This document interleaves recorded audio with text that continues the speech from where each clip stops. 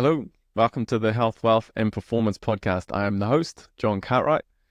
In today's episode, we are going to cover the longevity game. And in particular, we're going to look at the physical side of the longevity game. I'm going to give you some overview and some structure with the top two things that you need to prioritize if you're going to win this game. And later on, we'll also cover the most overlooked factor that I see when people are trying to pursue this game of longevity. And finally, we'll try and show you how to fit this all into a busy modern day lifestyle so you can actually win this game. Now, I'm actually of the age where people typically start looking at this longevity game. I am almost 44 years of age, but my interest in this longevity game actually started a long time ago. And it started a long time ago because of sort of my experiences with myself and then also the environment that I was working in. When I first graduated physiotherapy, I ended up getting a job on the east coast of New Zealand in a place called Hawke's Bay. And there was an area where I was working that was really renowned for sort of an aging population. And as I started to work there, all the stereotypes that I had around aging people, really I had to give them up because it wasn't uncommon for me to have 85 to 90-year-olds that were still really fit and healthy, very independent, quite often managing their own blocks of land and also still playing sport. It got to the point where I first started, I wouldn't bother asking people whether they played sport or not if they looked, around 80 plus. After my first few months there, I started having to consistently ask people that were into their 90s whether they played sport or not, because a lot of the time they still were. Now, there was a bit of a joke in the town and things because this was also like a great wine growing region. So it was always, the joke was, hey, there's got to be something in the water or the wine. But I started to see some patterns and I started to ask questions about these individuals.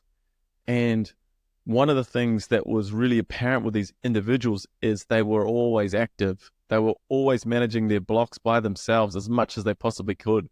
It wouldn't be uncommon for me. I can vividly remember an 85-year-old woman who would come in. She was, had a crooked spine. She had issues, but she wasn't stopping. She was still mowing her lawn, like with a push mower, a huge lawn on quite a big property. She was still doing that once a week.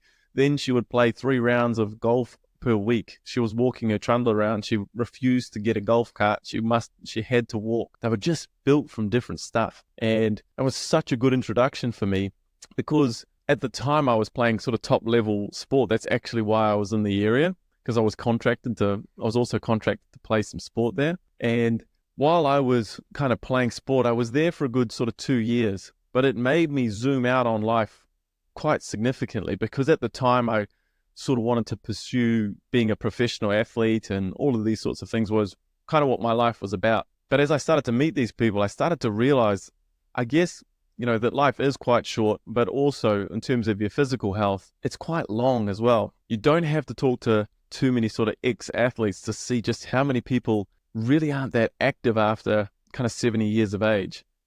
And a lot of the time, it's sort of put down to, hey, people break down because they play too much sport. But I really started to get interested in this because it sort of felt like I was at a turning point in my life. And when I was at the age of I think it was 26 from memory, I had a knee injury. And we had a team surgeon that I ended up getting an MRI and just was getting it checked out. Now, this is where diagnosis isn't that healthy for people, but I did turn it into a positive. But I was essentially diagnosed with mild to moderate arthritis in my knee already. And I was only 26 years of age. I was really shocked at that because, I guess I was, I'd always been able to kind of jump reasonably high and I was kind of reasonably athletic. But I didn't sort of expect at the age of 26 to already sort of been breaking down. And because I had a little bit of knowledge around arthritis and certainly by that stage was treating a number of people with that, I kind of was like, maybe I need to zoom out here.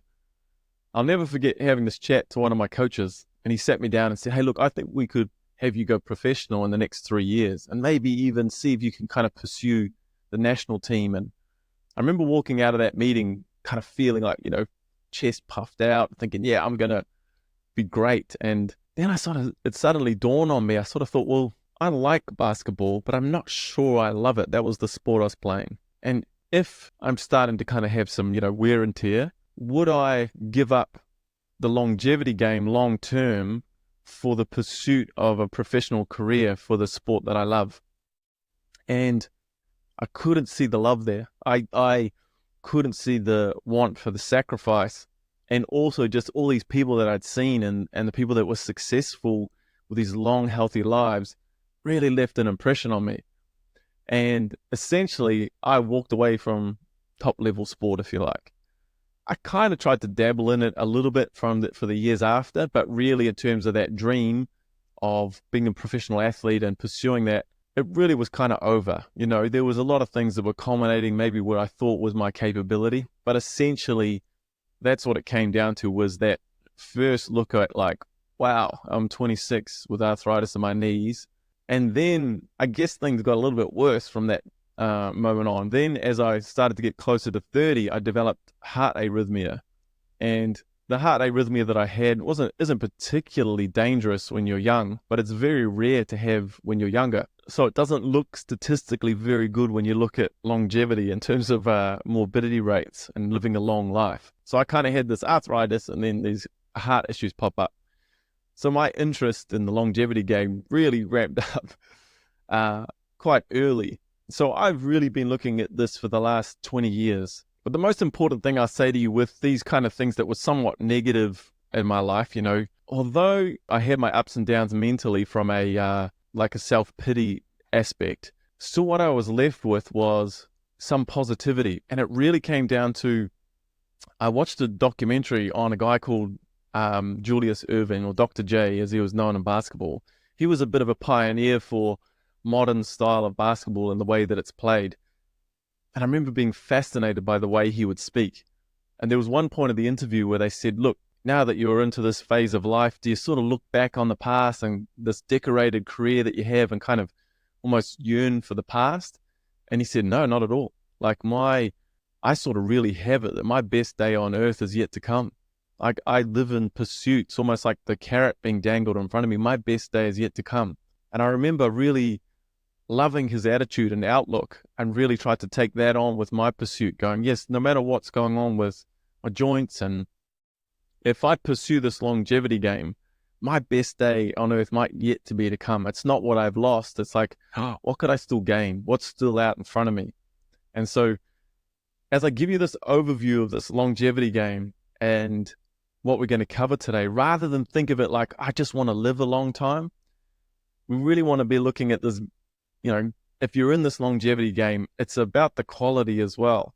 What are you going to do with your time while you're here? And what's your relationship with this physical body that you've got and what it's capable of? And can you become a bit of a student of it? So for any of you that have watched some of the previous podcasts, one of them was talking about first principles thinking. And if we apply kind of first principles thinking to this aging process, we start to kind of break down what's the most important things that we need to look at from a physical aspect. And if we really said what's the two most important processes that happen that kind of not necessarily cause the aging process, but what happens with the aging process is, number one, there's a loss in fluid. The other thing that's the most important thing around that aging process is mitochondrial health. And so mitochondria are essentially like almost like your powerhouses of your cells. And it's the loss in number of those, and then the loss in function that really is one of the biggest contributors to the drop-off in your capacity as you get older. And so if we keep those two things in mind, it really sets up how the heck we could prioritize what we're going to look at building. And the answers, to an extent, become fairly easy when you look at those from the starting point. So we want to work on two different things. The first is we want to work on the efficiency of your ability to transport oxygen around the body. And then you want to work on your ability to uptake the oxygen into the tissues. So for the efficiency, you're really looking at what's your aerobic capacity or your aerobic fitness, if you like.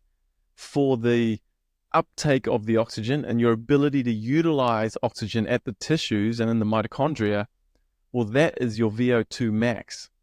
And those two things are the most important, hands down, in the literature as well, in terms of this longevity game. And most people really don't prioritize it. So these two areas should be everyone's priority, but generally they're not. When you look at kind of fitness programs or things in a gym, or people kind of talk about aerobic fitness like and VO2 max, or they're doing sort of high intensity interval training. But people's understanding, if you ask the odd person, like, what are you doing? Like, are you working on efficiency, or are you working on uptake? Most people will be like, what are you talking about? So it's so important, in fact, in the literature that your VO2 max, if you're optimizing your VO2 max throughout your lifespan in this longevity game, you have a 5-fold decrease in all-cause mortality. Now, 5-fold is huge. To put it into perspective, if you just became, you were to be a smoker, your risk of all-cause mortality goes up 3-fold. So that VO2 max is an important thing. Your aerobic capacity is so, so important. It trumps even what people would consider one of the worst things you could possibly do for your lifestyle. But here's our issue. If these things are so important, how come everyone isn't doing it? Well, I think for the first part, it's just not really that sexy. Aerobic fitness is really built by staying in your zone 2 heart rates, which is essentially doing exercise where you could still hold a conversation with someone next to you, which works out to be roughly 50 to 60% of your max heart rate. And it's doing it for a reasonably long period of time. So people differ on their opinions or with guidelines, but really if you want to make a difference, it's kind of 45 to 60 minutes. And you want to be doing that fairly regularly. You want to kind of build up around about the kind of 3 hours over the week. So really that aerobic fitness, it's really about consistency. If you're trying to be efficient, you need to be consistent over a long enough period of time. And that's where most people just can't stick with the plan. But hopefully you're not most people. You are in the longevity game now with me. So then if we have the efficiency, now we want to work on the uptake. And that's our VO2 max. Now, the VO2 max is not something you want to do all the time. It's actually only once a week is what you need to do. And it's the very high intensity exercise that a lot of people like more because they feel like they're doing something. But one of the most commonly known things, if you kind of research VO2 max, it's kind of like this 4x4 approach, which is that you'll do 4 minutes of near your threshold where you basically, you're going as hard as you can without blowing up for 4 minutes. Then you'll rest for 4 minutes. And then you'll usually do about kind of 4 to 5 sets of that. And in terms of your frequency, again, it's only once per week to do that. So that's our priority. That's our main thing that we want to start with the longevity game, is we want efficiency, and then we want to improve that uptake, aerobic fitness, and the VO2 max. The next most important aspect of the longevity game is muscle strength and muscle mass. Now, this isn't quite the 5-fold decrease that we get with the VO2 max and aerobic fitness, but it is like a 3-fold decrease in all mortality risks. So muscle strength is probably more important than the muscle mass, but you still want to be like in pursuit of both. So the way to look at strength and building muscle mass is that you want to exercise muscle groups at least twice a week to make any real change, in particular with muscle growth. But twice a week, if you're choosing bigger muscle groups, twice a week is kind of enough for you to get into the strength, especially when you're trying to prioritize this aerobic fitness. Now, I know that looks like a far cry from what most people's gym programs are, because most people's gym programs look something along the bodybuilder split program, sometimes even just doing muscle groups once a week, or trying to do twice a week with all muscle groups, so pretty much living in the gym. But unless you're an individual who actually has the ability to do multiple training sessions throughout the day, if we were going to prioritize something, we would prioritize that aerobic fitness with the consistency. Then we would have our second priority being the muscle mass and strength, which we can get away with doing twice a week, as long as we're hitting all muscle groups, which we can do if we pick on exercises that work bigger muscle groups. But that leads me to the next piece of the puzzle. And I think this is the most overlooked area, in particular when people speak about this longevity game and trying to keep physical ability up for as long as possible. And that is tendon quality. So if we go back to our original sort of causes of aging, the loss in fluid that has such an effect on tendons, because contrary to what people believe around tendons, you actually want tendons to be as stiff as possible and as dense as possible, because tendons' ability to recoil under load is actually what gives them their performance. So you don't want big legs. You want that to be as strong and as stiff as you possibly can get it, which sounds a bit counterintuitive. But as that aging process happens, you start to lose that stiffness. It can be up to 30% depending on which research papers you're looking at. But that has quite a huge effect on performance. And tendons don't have a great blood supply, and so they don't recover very quickly either. And so they're quite often an area that if you've done any weight training later or you had a big layoff, it really is an area that people start to struggle with. I just was talking to somebody the other day about this, that they were actually a person with a lot of knowledge, and they were like, oh yeah, I'm not doing so many pull-ups nowadays because I just keep getting tendon issues. I'm like, you should know what to do. But it gets to people even with knowledge. And also, if you look at my age bracket in particular, kind of in these 40s, people start wanting to get back into some sort of fitness. What do you think goes on people usually if something's going to rupture when they try and return to sport? The classic is someone gets called up to play some touch footy. They go to take off for a gap. They feel like someone just shot them in the back of the leg. Achilles ruptures. They're out for 6 months. They say, oh, look, I tried to get back into the sport, but I've just got to face the fact that I'm getting old. And that's what everyone believes in. But really, the whole thing is like, hey, that tendon doesn't adapt quickly. You would have lost a lot of function with your big layoff. Your brain's still willing. You still remember what to do, but your tendon can't keep up with those demands that you're putting on it. So that's why I just think it's the most overlooked aspect and the thing that people put the least emphasis in terms of putting in the work to keep the quality of the function of the tendons. So if we were going to optimize the function of these tendons, keeping things like plyometric training in the program somewhere would be really, really important. Again, plyometric training, you can't do a lot of it, especially if you're trying to build up from nothing. You have to go at such a low level and then gradually build up. To give you a rough idea, that might look like doing some intervals of some gentle skipping or jump rope, and then slowly building up to things like little hurdle jumps, or look at doing some bounding or some sprinting drills. But really, once a week will be about all that you can manage, and you'll need plenty of rest. Which brings me, I guess, to the next component, which again is vitally important, and that is recovery. And in terms of all the modalities that are out there, all the supplements, all the things that you see people selling to you, still the best thing for recovery is free, and that is sleep. If you can get good quality sleep, it is the closest thing you have to a superpower in terms of recovery and growth. That's where it all happens. So if you're wanting this longevity game, you're wanting to win this longevity game, sleep has to be your priority, so that all of these things, these training modalities that you're using, are actually becoming effective because of the rest that you're getting.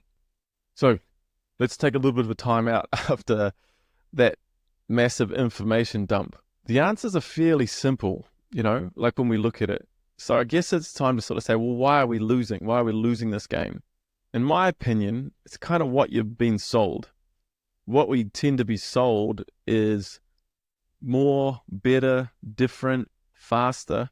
Those are the things that are kind of attractive to the human brain. But in 20 years of studying this, I haven't seen a shortcut to longevity. I really don't think it exists. The secret that I saw in all the freakishly fit, healthy, vibrant, elderly people that I worked with over time, their secret, if they had one, was they essentially said, I just never stopped.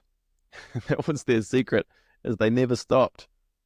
They were always active their entire life. As they got older and everyone said, hey, you should back off, you should do less, they're like, no, if I use it or lose it.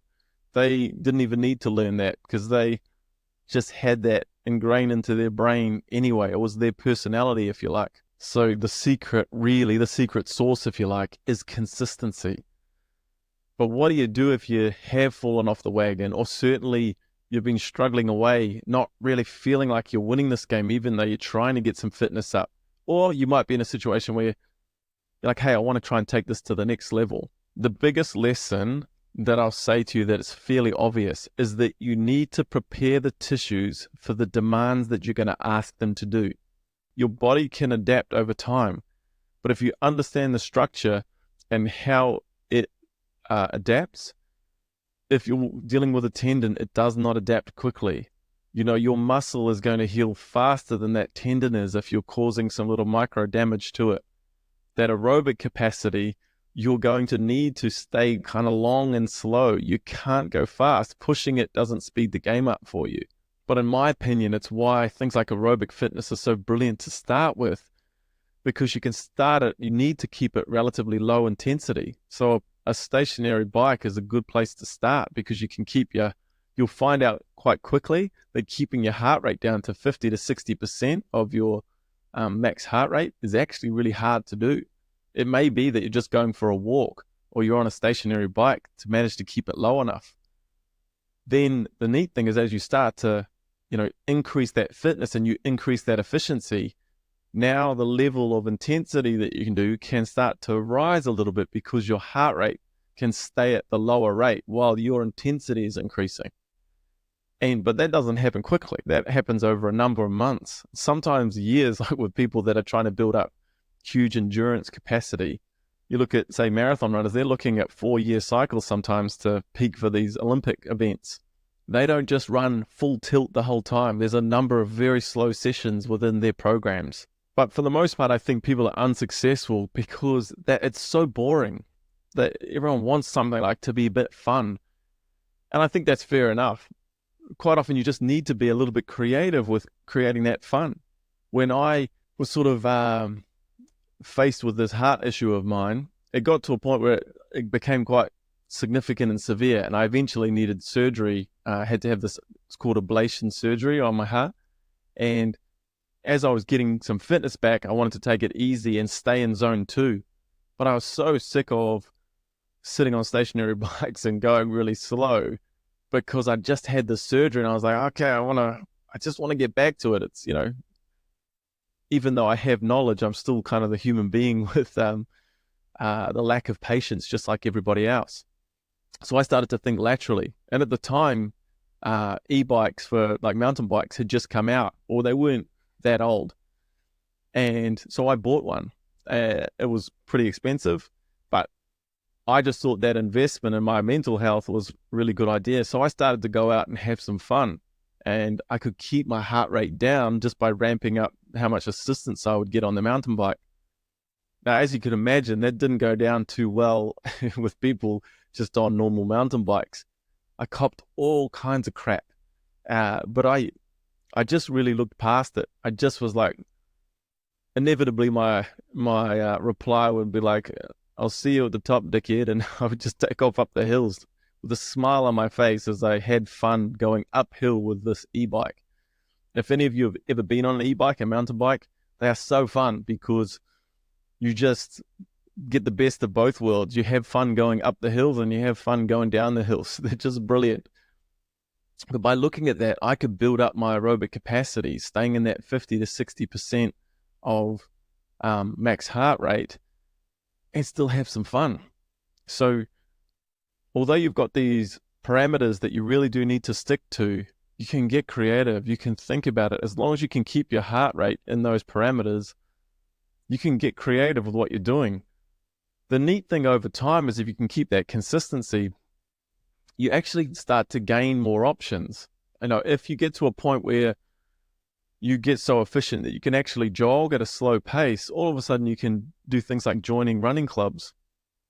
And now you can have the social aspect to your aerobic sessions. It doesn't have to feel like this grind that, is getting sold on social media. It's just this discipline and grind.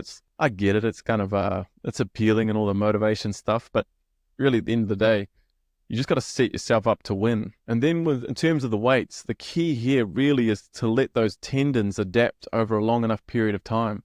This is where people come so undone. There's so much information out there from these big roided up guys that are on a silly amount of steroids that are have such fast recovery because of the drugs that they're in their systems, and they're giving all this advice for, hey, get going with hypertrophy. You've got to take all these tissues to failure to stimulate any growth. Look, there's some truth in that, but if that's motivating you to get into the gym, you're soon going to come undone when if you're certainly in my age bracket, you probably already know this, that something starts to niggle in your elbow, or this tennis elbow or golfer's elbow, and it doesn't resolve quickly. It takes a good year sometimes for that to resolve.